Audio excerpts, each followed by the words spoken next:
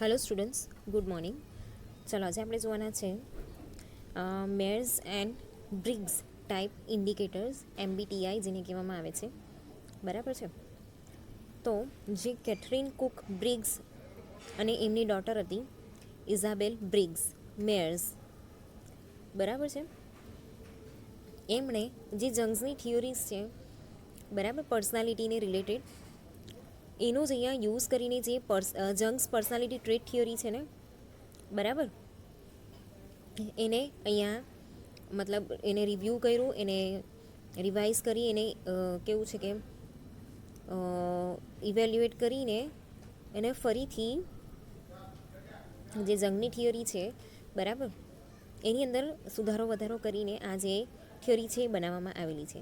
તો Catherine Cook બ્રિગ્સ અને ઇઝાબેલ બ્રિગ્સ Meyers એ લોકોએ મળીને જે જંગ્સની પર્સનાલિટી ટ્રેટ થિયોરી છે, બરાબર છે, એને રિવાઇઝ કરી, એને ઇવેલ્યુશન કર્યું એનું, બરાબર છે, અને એના 4 ડિકોટોમીઝ ઓફ પર્સનાલિટી, બરાબર છે, એવું આપવામાં આવ્યું નામ, focusing on group and individual occurring the differences as બિલો.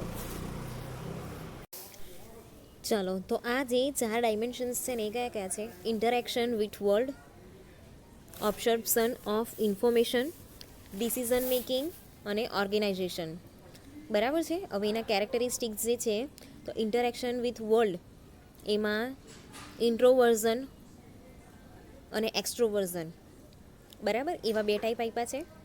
પછી ઓબ્ઝર્પ્શન ઓફ ઇન્ફોર્મેશન એમાં સેન્સેશન અને ઇન્ટ્યુશન, એના 2 કેરેક્ટરિસ્ટિક છે. ડિસિઝન મેકિંગમાં થિંકિંગ અને ફિલિંગ, એવા 2 કેરેક્ટરિસ્ટિક્સ છે. અને ઓર્ગેનાઇઝેશનની અંદર જજમેન્ટલ અને પરસેપ્શન, બરાબર, એવા 2 કેરેક્ટરિસ્ટિક્સ અહીંયા આપ્યા છે. તો જે આ કેરેક્ટરિસ્ટિક્સ છે એને આપણે જે છે ડિટેલમાં સમજીએ, બરાબર છે. તો પહેલું ડાયમેન્શન હતું ઇન્ટરેક્શન વિથ વર્લ્ડ, એમાં તો એક્સ્ટ્રોવર્ઝન અને ઇન્ટ્રોવર્ઝન, બરાબર છે. તો ઇન્ટરેક્શન વિથ વર્લ્ડની અંદર પહેલું કેરેક્ટરિસ્ટિક આપણે જોઈએ એક્સ્ટ્રોવર્ઝન, ઈ અને આઈ, બરાબર છે. તો those who are more extrovert and have good external relationships, બરાબર છે. એટલે લોકો કેવા હોય, મતલબ બધાની સાથે ફાવી જતું હોય, બરાબર, બધાની સાથે વાતચીત કરતા હોય, ઓકે, ટ્રેનમાં ટ્રાવેલિંગ કરતા હોય, બસમાં ટ્રાવેલિંગ કરતા હોય, તો બધાની સાથે લોકો વાતો કરે, બરાબર છે, ચૂપચાપ બેસી રહેવાનું નહીં ગમે. તો એ લોકોનું કેવું છે કે એકબીજાની સાથે ઇન્ટર રિલેશનશિપ એ લોકો સારી રીતે બનાવી શકતા હોય. તો જેટલા એ લોકો એક્સ્ટ્રોવર્ટ હોય, બરાબર છે, એટલા જ અહીંયા એ લોકોના જે એક્સટર્નલ રિલેશન્સ હોય એ બહુ સારા હોય, બરાબર છે. તે લોકો કેવા હોય, ઇનિશિયેટિવ, બધી વસ્તુની ઇનિશિયેટિવ લેતા હોય, એક્સપ્રેસિંગ હોય, બરાબર છે, એક્ટિવ પણ હોય છે અને એન્થુસિયાસ્ટિક પણ હોય છે, બરાબર છે. જ્યારે જે ઇન્ટ્રોવર્ઝન છે ને એ લોકો કેવા હોય છે, એકદમ રિઝર્વડ હોય છે, બરાબર છે. Those who are more introvert and good thinkers and likes meaningful contact with others. હવે જે આવા ઇન્ટ્રોવર્ટ લોકો હોય ને એ લોકો કેવા હોય, ગુડ થિંકર્સ હોય, બરાબર છે, ખાલી મિનિંગફુલ કોન્ટેક્ટ જે હોય એ જ અહીંયા રાખતા હોય છે, બરાબર છે. એટલે જે વ્યક્તિની એ લોકોને જરૂર હોય એ લોકોની સાથે અહીંયા એ લોકો કમ્યુનિકેશન કરે છે, એક્સ્ટ્રા બીજી કોઈ મગજમારીની કોઈ વાતો નહીં, બરાબર છે. તો એ લોકોએ જે નોલેજ લેવાનું છે ને એ જ નોલેજ એ લોકો રિસીવ કરે છે, બરાબર છે. કન્ટેન્ડ હોય છે, રિફ્લેક્ટિવ હોય છે, બરાબર છે, મિનિંગફુલ વાતો જ કરે છે અને રિઝર્વડ હોય છે. અમુક એરિયા વાઇઝ જ એ લોકો અમુક એરિયા પૂરતું જ કે અમુક વ્યક્તિ જે કામની હોય ને, બરાબર છે, જેની સાથે એ લોકોએ કમ્યુનિકેશન કરવાનું એ પૂરતું જ અહીંયા એ લોકો કમ્યુનિકેશન જે છે એ કરે છે, બરાબર. એના પછી છે ઓબ્ઝર્પ્શન ઓફ ઇન્ફોર્મેશન, તો એમાં છે સેન્સેશન અને ઇન્ટ્યુશન, ઓકે. સેન્સેશનની અંદર છે those who are relying on 5 senses of perceive the external environment. તો એ કયા કયા છે? રિયાલિસ્ટિક, પ્રેક્ટિકલ, એક્સપેરિમેન્ટલ અને ટ્રેડિશનલ, બરાબર. તો જે 5 સેન્સીસ છે, બરાબર છે, એનો યુઝ કરીને જે એક્સટર્નલ એન્વાયરમેન્ટ છે એની સાથે એ લોકો એડજસ્ટમેન્ટ કરે છે. બહુ રિયાલિસ્ટિક હોય છે, પ્રેક્ટિકલ પણ હોય છે, બરાબર, એક્સપેરિમેન્ટ કરવામાં માને છે અને ટ્રેડિશનલ પણ હોય છે, ઓકે.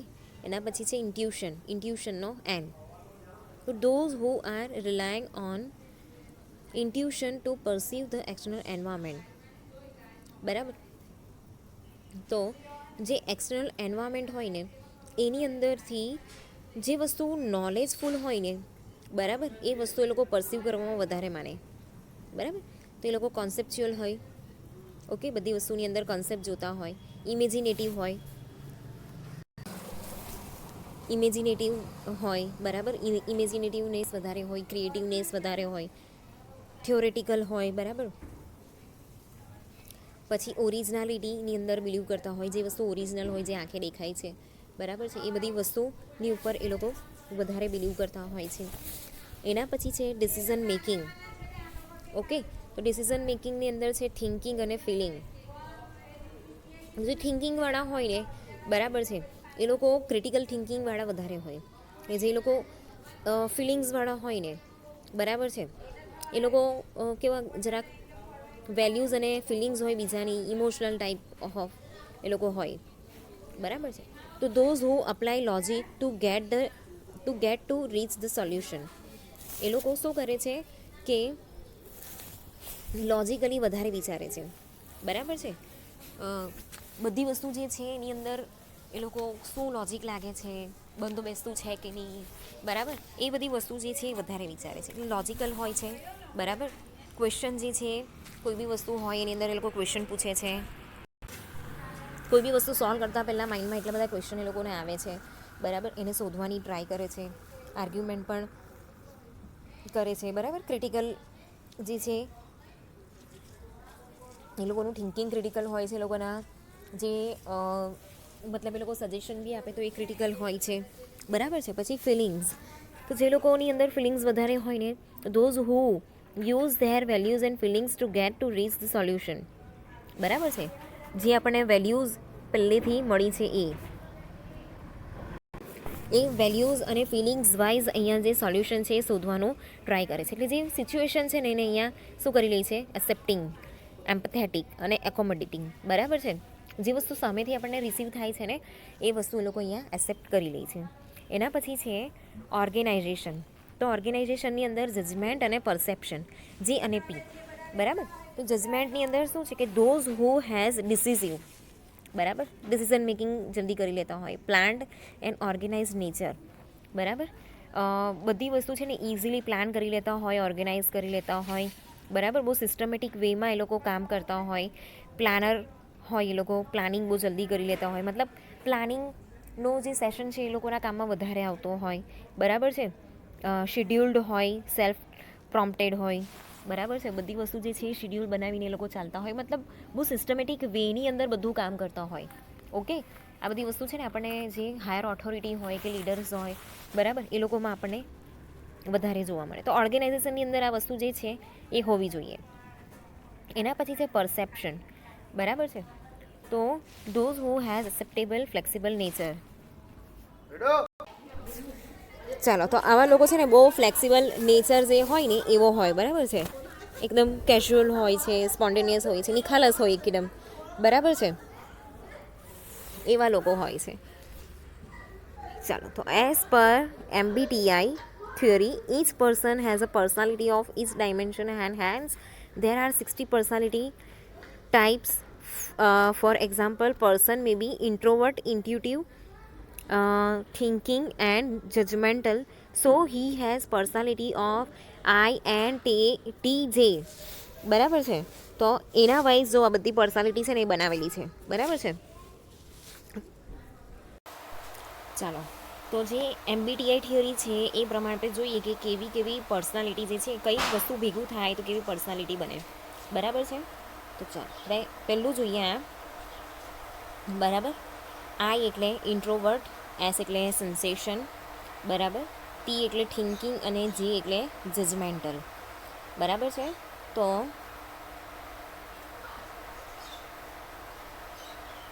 જજમેન્ટલની અંદર જો પ્લાનર, સિસ્ટમેટિક, શિડ્યુલ્ડ, બરાબર છે. પછી શું હતું બીજું, ISTJ. સેન્સેશનમાં જો રિયાલિસ્ટિક, પ્રેક્ટિકલ, એક્સપેરિમેન્ટલ, ટ્રેડિશન, બરાબર. Receiving, content, reflective, reserved, judgmental, systematic planner એ આપણે જોઈએ, બરાબર છે. તો એ પ્રમાણે કોણ હશે? ઇન્સ્પેક્ટર હશે, બરાબર છે.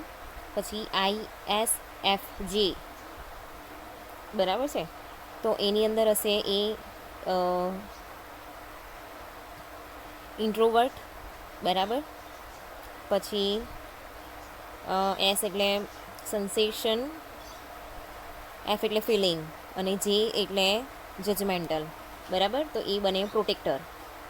પછી INFJ, ઓકે, તો ઇન્ટ્રોવર્ટ હશે, ઇન્ટ્યુટિવ હશે, બરાબર. ફિલિંગ્સ અને જજમેન્ટલ, તો એ બનશે કાઉન્સેલર, ઓકે. તો એવી રીતે આ માસ્ટર માઇન્ડની જે પર્સનાલિટી છે એ છે ઇન્ટ્રોવર્ટ, ઇન્ટ્યુટિવ, બરાબર છે.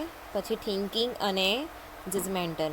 એવી રીતે કોઈ ઓપરેટર હશે તો ઓપરેટરની અંદર કેવું છે કે એ હશે ઇન્ટ્રોવર્ટ, સેન્સેશન, થિંકિંગ અને P એટલે પરસેપ્શન, બરાબર. ISFP કમ્પોઝર જે હોય એ, બરાબર, જે સ્ટોરીને બધી કમ્પોઝ કરતા હોય તો એ લોકોની પર્સનાલિટી કેવી હશે? ઇન્ટ્રોવર્ટ હશે, સેન્સેશન, ફિલિંગ અને પરસેપ્શન, બરાબર. એવી રીતે જે હીલર છે તો હીલરની પર્સનાલિટી હશે ઇન્ટ્રોવર્ટ, ઇન્ટ્યુટિવ, બરાબર, એટલે કે ઇન્ટ્યુશન એનામાં હશે, ફિલિંગ અને પરસેપ્શન, બરાબર છે. એના પછી છે INTP આર્કિટેક્ટ, તો એ હશે ઇન્ટ્રોવર્ટ, બરાબર, ઇન્ટ્યુટિવ બી હશે, થિંકિંગ અને પરસેપ્શન, ઓકે. તો એ વાઇઝ આપણે જોઈએ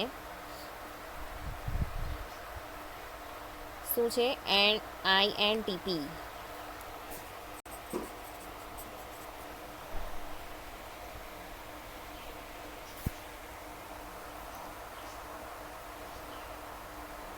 receiving, content, reserve, conceptual, imaginative, theoretical અને ઓરિજિનલ. INT, T એટલે thinking, logical, questioning, arguing, critical. Perception, casual, spontaneous, pressure, prompted, બરાબર. તો એ પ્રમાણે આર્કિટેક્ચરની બી પર્સનાલિટી હશે. પછી ESTJ તો એક્સ્ટ્રોવર્ટ, બરાબર, સુપરવાઇઝર એવા જ હોય, એક્સ્ટ્રોવર્ટ હોવા જોઈએ, બધાની સાથે કમ્યુનિકેશન કરે એવા, સેન્સેશનલ હોવા જોઈએ, બરાબર. પછી થિંકિંગ અને જજમેન્ટલ, તો સુપરવાઇઝર તો જજમેન્ટ કરવાનું જ હોય, બરાબર છે. તો સિસ્ટમેટિક પ્લાનર શેડ્યુલ આવી ગયું, બરાબર છે. થિંકિંગમાં logical, questioning, arguing, critical, okay. Extrovert, expressing, active, enthusiastic, એ તો સુપરવાઇઝરમાં હોવું જોઈએ આ બધી વસ્તુ છે, બરાબર. પછી રિયાલિસ્ટિક, પ્રેક્ટિકલ, એક્સપેરિમેન્ટલ અને ટ્રેડિશનલ પણ હોવા જોઈએ, બરાબર છે. હવે જો ઉપરની લાઈન છે ને એ બધી ઇન્ટ્યુટિવની છે, અરે સોરી ઇન્ટ્રોવર્ટની છે, અને નીચેની જે બે લાઈન છે એ એક્સ્ટ્રોવર્ટની છે. એટલે હવે બધા આવશે એક્સ્ટ્રોવર્ટ, બરાબર છે. એક્સ્ટ્રોવર્ટ, સેન્સેશનલ, ફિલિંગ અને જજમેન્ટલ, તો એ લોકો હશે પ્રોવાઈડર, ઓકે. પછી ટીચરની પર્સનાલિટી કેવી છે તો ENFJ, બરાબર. એવી રીતે ફિલ્ડ માર્શલ જે છે ફિલ્ડની અંદર કામ કરતા હોય, પ્રોડક્શનની અંદર, બરાબર છે. તો ફિલ્ડ વર્ક, કોઈ બી વસ્તુનું ફિલ્ડ વર્ક હોય, બરાબર છે. તો એમાં એક્સ્ટ્રોવર્ટ, ઇન્ટ્યુશન, થિંકિંગ, જજમેન્ટ, બરાબર છે.